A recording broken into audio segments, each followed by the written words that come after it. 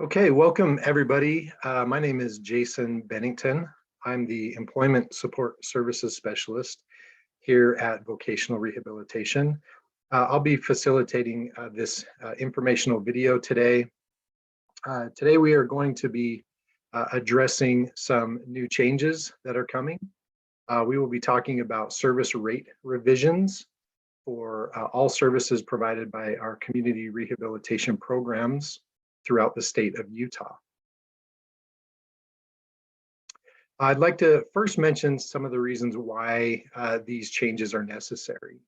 So the original milestone payment pathway was set up sometime in 2010 or 2011. There were some rate revisions that were completed later on. On January 1st, 2020, those rate revisions went into effect. Since that time, we haven't had another rate revision, but we have seen quite a bit of fluctuation in fair market value and inflation rates here in the state of Utah. We've also listened to feedback from our community rehab programs here in the state, letting us know how difficult it has been hiring new staff and retaining those qualified staff members. We are in contact with many other vocational rehabilitation agencies around the state, around the country, and many of them are also reporting that they've been making revisions to their rates. We looked intrastate with one of our big partners, DSPD, also had a rate increase recently. And these are all of the factors that we took into account as we looked at whether or not we needed to make these types of changes.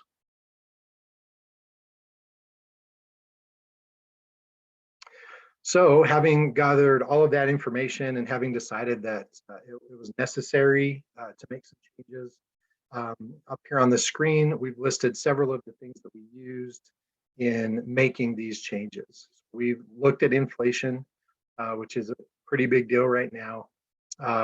Like I mentioned before, we've got all of our community rehab programs and other state partners. We got feedback from you all, from staff members here, vocational rehabilitation. We did reviews of our local labor market. And then again, we reached out and contacted and consulted with many national partners. And we sort of took all of these different things and put them together in order to make these changes to our CRP service rates.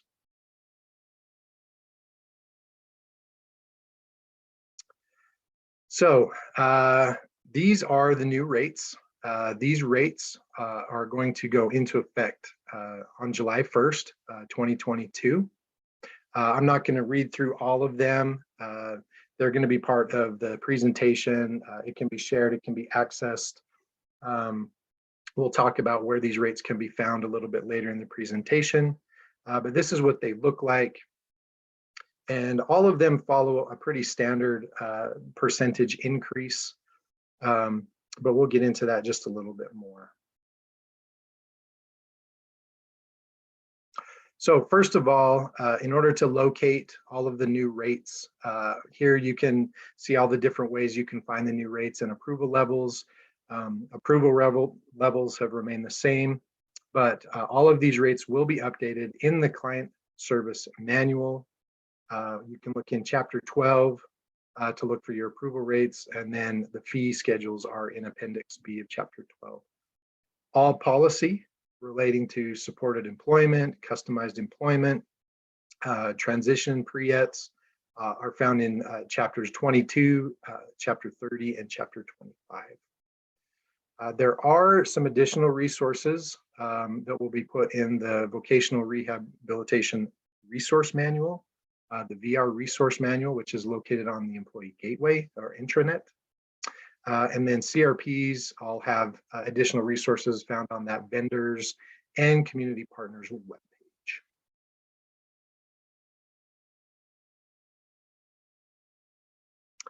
Now, with any change to rates, we've put together a transition plan to help guide CRPs, VR counselors, VR staff out in the field on how this is going to look as we change over to new rates beginning July 1st.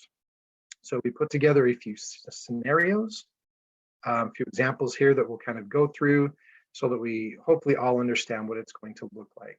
So if we have clients out there who start a work strategy assessment or discovery assessment prior to July 1st, but they finish that assessment after July 1st, then they will receive the originally authorized amount, which is the old rate, and then move to the new payment system starting with job development. So down below, we've laid this out.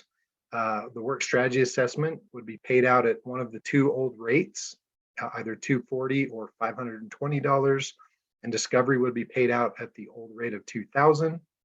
However, once they begin job development services after July 1st, we move to the new rate system. And those new rates are all listed here. You would receive new rates for job development, job placement, the hourly coaching, as well as any applicable high quality indicators with that client.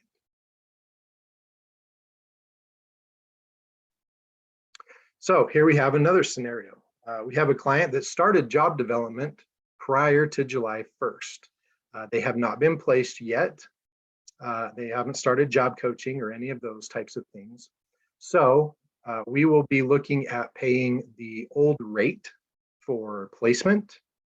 However, after they start job coaching, we will move to the new fee schedule. They're placed after July 1st. You'll get paid out for the old rate because it was authorized prior to July 1st. However, when job coaching begins, you will start with the new rate. Also, because placement takes place after July 1st with this client, the high quality indicators will be paid out at the new rate. We've listed here again below what that fee pathway would look like. So job development and job placement were both authorized prior to July 1st. The client started job development services, but was not placed until after July 1st.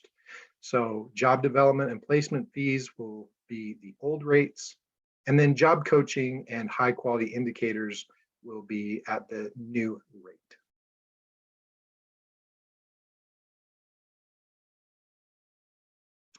Let's talk just a little bit about job coaching and stability. For supported job-based training, if we've got job coaching that occurs prior to July 1st, those hours will be paid at the old rate of $40 an hour. For job coaching hours that take place after July 1st, those will be paid at the new rate of $45 per hour. For clients who are placed prior to July 1st, once they have met stability and an HQI is authorized for, that will be authorized at the old rate. So the HQI will be determined by the placement date. If it's prior to July 1st, it will be the old rate of $500. If a client is placed after July 1st, once they've met stability, the HQI will be the new rate of $560.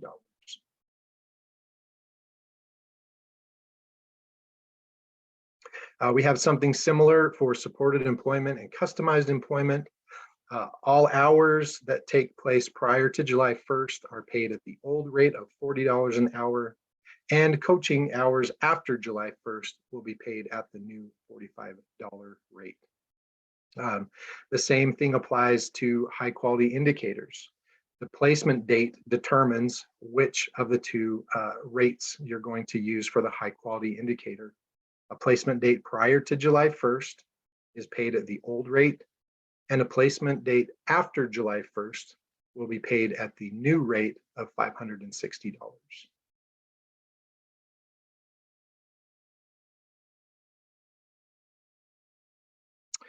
So here's another scenario.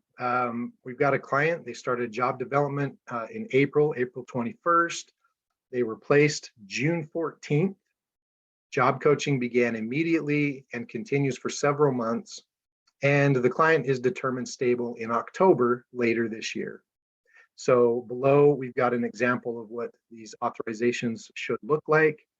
Job placement will be the old rates, $2,000 and $3,000. The job coaching will start, those hours that take place prior to July 1st will be paid at that $40 rate, and they will then increase on July 1st, and for all hours thereafter will be paid at the $45 rate. However, because the client was placed prior to July 1st, the HQI will be paid at the old rate.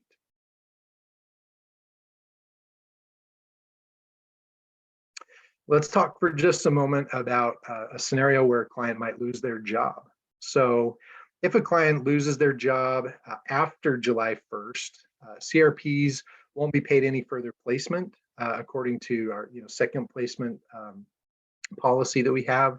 I've cited that policy that can be found in the client service manual. However, the CRP will be able to bill for new coaching hours under the 2022 rate once that client has been placed again. Also, CRPs will be able to bill for the new high quality indicator payment because it's based on the placement date. The new placement takes place after July 1st. We have new coaching hours and a new HQI rate. I've just put a little example there that a new authorization could be done for that $45 an hour job coaching rate after July 1st. There is a little note here about the 60 days to placement HQI. That 60-day to placement high quality indicator is only applicable for that first placement. So just keep that in mind when you're looking at that HQI.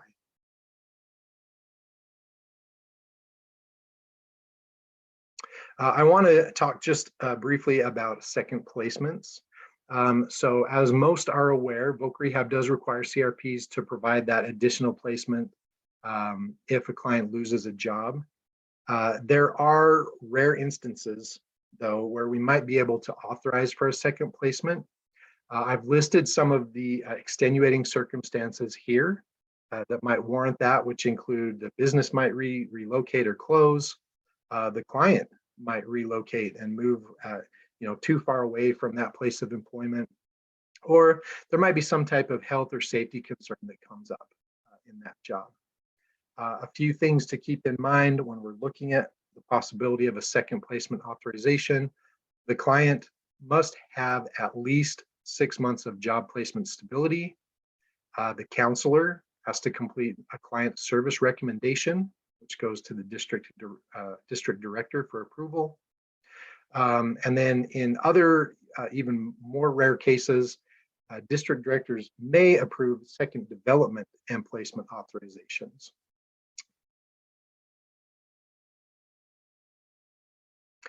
This is what the actual second placement language will now look like in the client service manual. There's been some updates made to the language. So if you wanted to reference chapter 22, section 8C, you can read through this a little bit more thoroughly and make yourself familiar with that.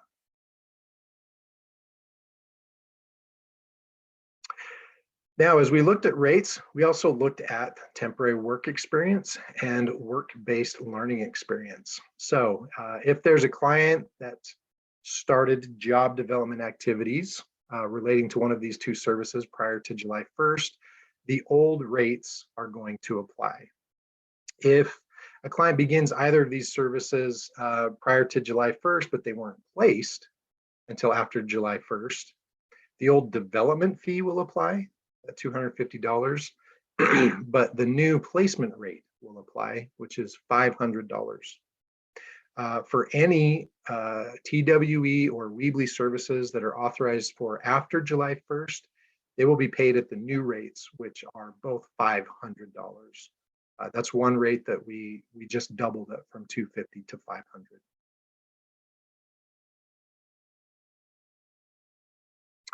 Now, we do have some other services that we pay for, including community service brokering. This should give everybody an idea of kind of what community service brokering is. So for those of you who aren't familiar with this, maybe you've never authorized for it before or done it before, this is an individual that's responsible for coordination of services for clients, especially in relation to those individuals who maybe don't yet have services through DSPD, or maybe they're just becoming familiar with those. VR counselors can authorize for these brokering hours to help people apply for DSPD, or to do certain types of things to help them remain on the DSPD waitlist. This rate used to be paid at the same rate that DSPD paid, but based on feedback we received from VR counselors out in the field and from our community rehab partners out there, we are going to pay this at the job coaching rate of $45 an hour from now on. For VR counselors out there, this last bullet point is specifically for you. This is the code that is used for those who aren't familiar with it. It's code 289.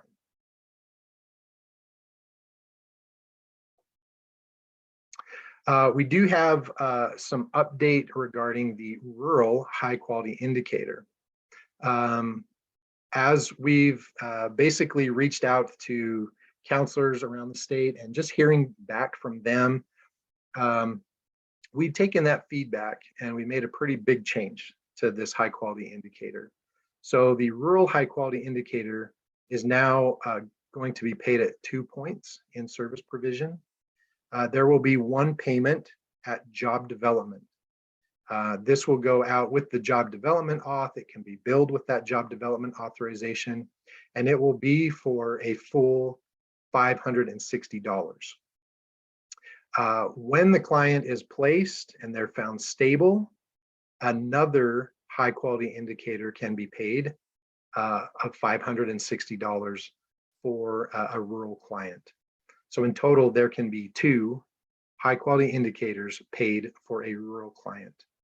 And a rural client is a client that is considered to live in a rural county, notwithstanding where they work. Previously, there was this split between where they work and where they live. We are just going to look at if they live in a rural county, they are going to be eligible for both of these high quality indicators.